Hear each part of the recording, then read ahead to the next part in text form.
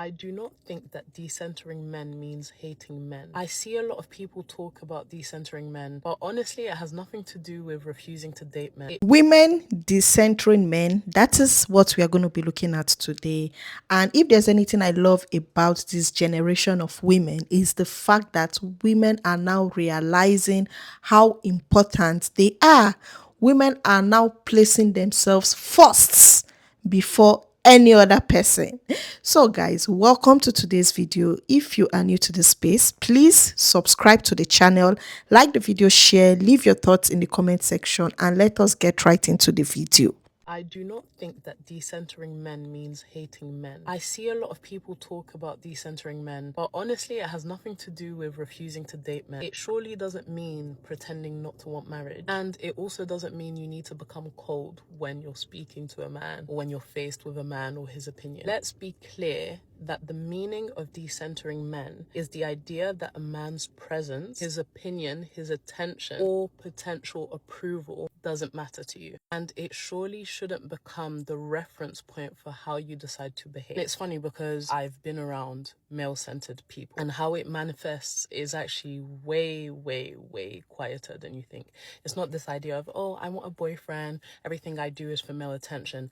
It's so subtle. Sometimes you're in a room filled with brilliant women, and there's one man. That one man gives his opinion, and somehow some women keep returning to it. And it's weird because it's not because his opinion is actually better, but you see certain women give that opinion more weight because the guy is a guy. I could talk to those same people separately outside of the man's presence, and they would disagree with the point that the man just made completely. Somehow, when his presence is felt, they then have this tendency to soften their opinion so much and automatically agree with what he has to say. Somewhere in the back of the mind, it must be that you want them to validate you or like you. There are plenty of examples. There's even another one that made me laugh. I think one of my friends was explaining how she was at a gathering. There's drinks, food, everybody is perfectly capable. Suddenly, she noticed another woman adopt a guy in the room. The guy was, I don't know, in his 30s, and she was now catering to him because he was one of the only guys in the room. Have you eaten? Do you want me to fix you a plate? Are you okay? Are you sure that portion is all right? Sis, the portion is all right. He knows. The man arrived with functioning hands, and don't get me, serving people is truly beautiful. Babying him because he's a man or because that is your duty as a woman, I'm not so sure. I think one difference that I really want to highlight is that you need to be able to distinguish being caring as a woman from the idea of being useful to men, as in positioning yourself as instinctively useful for men. The third example that I have is male-centeredness could also be this idea of imagining a man's response or thinking for him. So you're going to an event and you're thinking, okay, I'm wearing this. Will men like it? Because you like it? Does that matter? Let's say you're in a room at work and you're supposed to present something. All of a sudden you sit down and you think, will what I said intimidate men? Or how I said it, will it intimidate the men in the room? Why do you care? Or you're discussing a woman's decision. And I hear this often. I see it in my comments a lot. How do you think her husband feels? What about how I feel? What about the reason why I'm making the decision? Does that matter?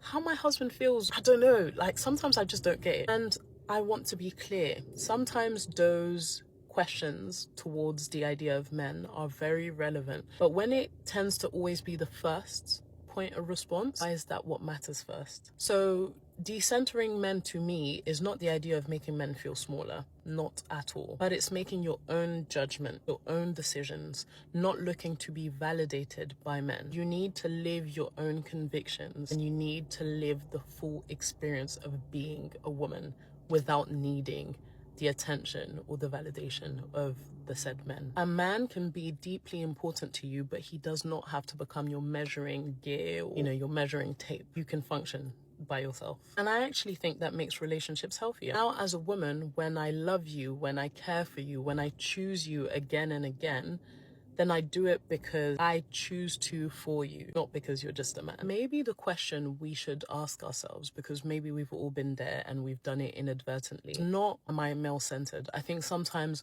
when you ask yourself that directly, you're defensive and you think, okay, no. But maybe you should ask yourself, if there were no men here to reassure me, choose me, validate me, or men that I needed to accommodate, would I still behave the same way? Yeah, I hope this helps. Decentering men will change your goddamn life. And before anyone gets the wrong idea, this is not about hating men. It's also not about swearing off relationships. It simply means that men are no longer the center of your universe. They're no longer the prize. They're no longer the proof that you are worthy. They are no longer the thing that you are waiting for to make your life real. The truth is that women have been conditioned to center men without even realizing it. That can manifest in lots and lots of ways, including your mood, depending on whether he texts back, dressing for the male gaze, lowering your standards or dimming your light so you're more likely to be chosen, and then wondering why you feel anxious and unsettled and empty. But that feeling that there's some kind of void in your life is not because you're single. It's because you have been taught to outsource your worth. So when there's no man giving you attention, your brain goes, where's the proof that I'm okay? And that's the shift. Decentering men is about coming back to you. It's about realizing that you are the main storyline and the main character in your own goddamn life, and that your peace matters, your goals matter, and your life matters. And when you start living from that place, everything changes. You stop shape-shifting in order to be liked. You stop chasing, you stop settling. And instead of asking, do they like me? You start asking, do I like them? A romantic relationship should be an addition to your life, not the foundation of your self-worth. And when you truly get that, you finally stop waiting to be chosen and you choose yourself. Speaking of choosing yourself, if you are up for an adventure with a group of like-minded single women, including me, come and join us in Morocco this September for a trip that I'm hosting in collaboration with Explore Worldwide. We leave on the 12th of September for 11 nights, and it's going to be awesome. If this is calling to you, check out the details via the link in my bio. Today's episode of Decentering Men, the extraordinary man is the average woman. And you've probably seen this online already, but what this is referring to is the things we attribute to a great man. He has a good job. He has a stylish house and wardrobe, takes care of himself. He's healthy, basic hygiene. He has good communication skills. He's empathetic. All of these things are things that women do every single day and go completely unnoticed because we don't give credit to women the same way that we give it to men. We look at these traits in men, we're like, oh my God, he's the best. You're never going to guess who I met. He's amazing, blah, blah, blah. And I think actually what that is they are mirroring back to us what we already do. We are impressed by ourselves, but we are bred to never give ourselves any credit for anything that we do. The second we see that in somebody else, man or woman, we're like, yes, you're crushing it. I love to see it. You are incredible. Keep going. We love to support them, but we just struggle to support ourselves. It's a different conversation. But something that I have been going through lately is it's very hard for me to feel impressed by a man. And I'm aware that makes me sound like a man hater. And unfortunately for me, I want to love men. I have been around few great men and I adore them. I am just like, I'm so glad you're here on planet Earth right now with me. I'm so glad I get to share air with you. Unfortunately, I'm just not seeing a lot of men like that. And I'll also say a lot of those great men are married. And for me, my first thought is, would you be great without the wife? And genuinely, I don't know the answer to that question. I don't think anybody knows the answer to that question. But I think that a lot of character development that we see in these great men is because of the women in their life, whether that's their mother, sister, best friend, coworker, wife, whoever.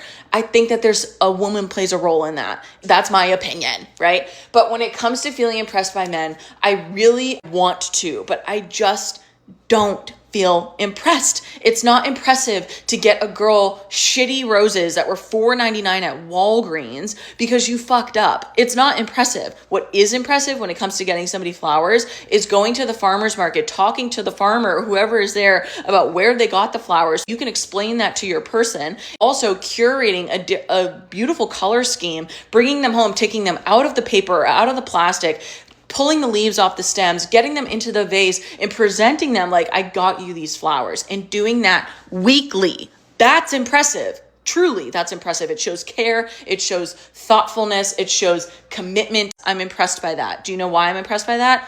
I do that every single week, no matter what, for myself.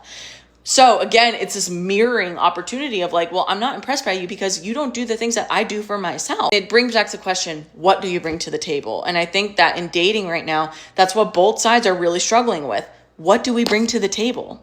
I don't know if anybody else can relate to this, but I think I am so decentered from dating and from men, number two, to where I could be single for the rest of my life and be genuinely fine. And I didn't realize how bad I was with this until this past weekend, when I was on a hike with one of my friends and her boyfriends, and we reached the summit of the mountain, and we're on the summit. I'm obviously doing my thing, taking photos, taking videos, yada yada. This woman comes up to us, she's in her 50s, and she's like, do you want me to take a photo of you girls, blah blah blah. The second she goes to take a photo of us, this man enters the frame and is like, Mom, step aside, I will take the photo. He's getting in between the rocks, he's making sure he's getting all the angles, he's scaling the rocks to get a good photo of us. And my friend Lauren starts chatting him up, asking him if he's from Denver, where is he visiting from, blah, blah, blah. Meanwhile, I continue taking more photos and videos of the scenery. And then I'm like, wait, Lauren, you're being so sweet. You're being so talkative. What? We leave the mountain and she looks at me and she's like, are you going to contribute? What? And I was like, what are you talking about? I'm doing my thing. And she was like, dude, he was a cute, potentially single individual. And if he was from Denver, I was trying to set you up. And I was like, oh. And then I just kind of had a moment where I was like, dating and men are just so far off my radar and probably could stay that way for the rest of my life. And I would be so fine. I don't know if that's just a me thing or if other people feel that way, but I think that's where I'm at. Just like I said, I give it to these women of this generation. I like the fact that women are now placing themselves first. It's not all about a man.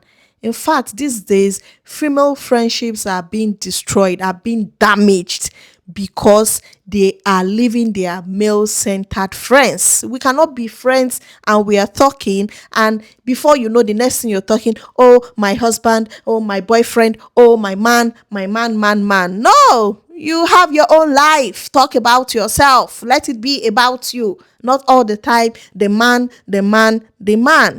I feel this conversation is necessary because the way people hear the word decentering, you would think women are being told to pack their bags, move to the mountains, delete every man's number, and swear off relationships forever. Of course, that's not what decentering a man is all about. That's not what we are talking about. When women talk about decentering men, what they are really talking about is not making men the center of your entire life. And when you really think about it, a lot of women are raised to do exactly the opposite. From a very young age, girls are exposed to this idea that one of the biggest achievements in life is to be chosen. They even tell you that marriage is an achievement. Marriage is an achievement for you if it is successful, if you're happy in it. But once you are in that toxic space where you do not have your peace of mind, trust me, that is not an achievement. Chosen by a man, chosen as a girlfriend, chosen as a wife, chosen as the mother of his children, those were the things we were taught as little girls. And somehow, if you reach a certain age and you haven't been chosen yet, people start looking at you like something is wrong. Are you still single? That is a question they keep asking you. Don't you want to get married? What are you waiting for? And nobody is asking, are you happy? Are you financially secure? Do you like the person you've become? Are you building a life that you are actually proud of? No. In fact, back in those days in my country, I remember they will tell you, if you're a woman and you are successful, please do not buy a car. In fact, your parents go as far as discouraging you from buying a car, because once a man sees a woman driving a car and they discover she's single, the first thing that comes to their head, they are thinking, oh, I don't think she bought this car using her own money. There must be one man sponsoring her somewhere. That is what those men, they think. So you see parents telling their children, do not buy a car, wait till you get married. When you get married, then you and your husband can come together and buy the car. Can you imagine? First question is usually, where is your man? That is another thing that they ask. And that's where I think this whole decentering conversation becomes interesting. Because imagine being a woman and realizing that you have spent so much of your life thinking about what men want that you haven't even stopped to ask yourself what you want. Think about it. What should I wear so he likes me? Should I text him first? Why hasn't he called? Does he think I'm pretty? Does he like my body? Why did he choose her? Why hasn't he proposed? When will I get married? Will he leave me? Will another woman take my place? Sis, that is exhausting. So exhausting. And sometimes women don't even realize how much mental energy they are spending on men until they intentionally step back. Because decentering men isn't necessarily about saying men are useless. Of course, that's not the point. It's about saying men are not going to be the primary focus of my existence.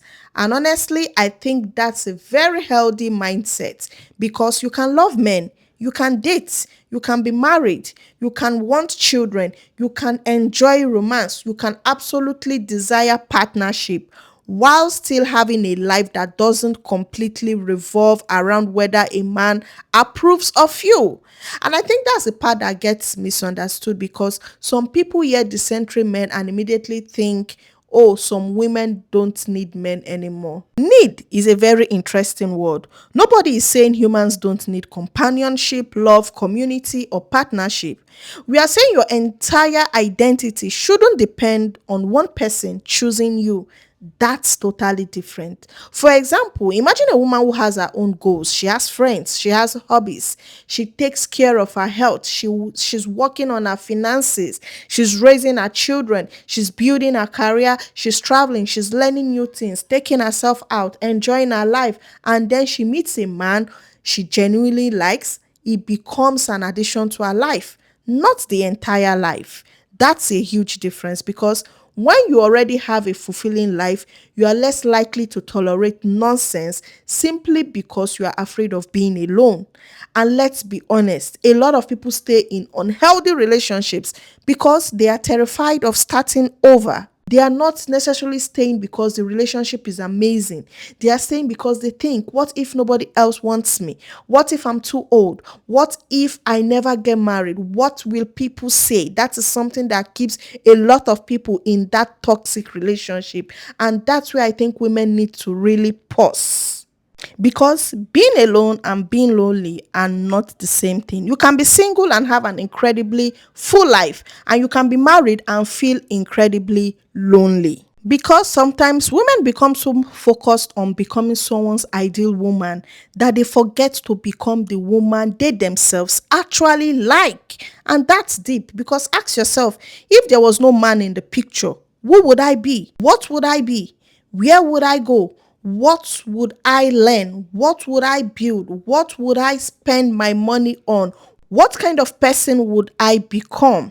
So just remember you are a whole human being. And I think that's what makes this conversation so powerful. Decentering isn't necessarily about removing men from women's lives. It's about removing the idea that men are the measurement of women's lives. And honestly, I think that's something a lot of women are beginning to understand. You can want love without chasing it. You can want marriage without making marriage your entire personality. You can date without losing yourself. You can be single without feeling like you are failing. And you can love a man deeply without making him your entire world. Because at the end of the day, a relationship should be part of your life, not the reason your life exists. And I think that's the conversation. But I am curious, what do you think about women decentering men? I would like to know your thoughts in the comment section. Do you think it's empowering? Do you think some women take it too far? Let us discuss in the comment section. And if you've watched up to this point, please do not forget to subscribe to the channel, like the video, share, leave your thoughts in the comment section, and see you in the next one. Thank you so much and peace out.